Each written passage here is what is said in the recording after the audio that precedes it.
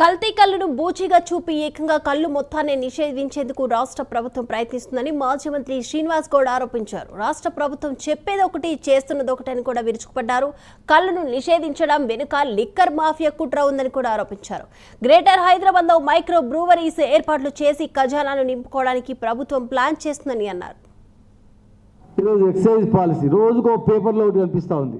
హైదరాబాద్లో రామంతపురంలో కల్తీ మద్యం తయారీ మూట, గ్రేటర్ హైదరాబాద్కు మరింత కిక్ అంటే గలీకి ఒక దుకాణం పెడదామని, ఇప్పుడు పల్లెటూరుకు ఒక వైన్స్, ప్రతి పల్లెటూరులో ఒక వైన్స్ అని, ఇవన్నీ దానికి సీరియల్ వస్తూ ఇప్పుడు వాళ్ళకి ఒకటి ఏమైందంటే హైదరాబాద్లో ఒక కల్తీ కల్తీకి మేము మా సమాజము మా పార్టీ మేము కూడా పూర్తి వ్యతిరేకమే కల్తీకి. కానీ కల్తీ పేరు మీద ఏదైతే కుట్ర చేస్తారో దానికి మాత్రం ఖచ్చితంగా మేము విభేదిస్తాం.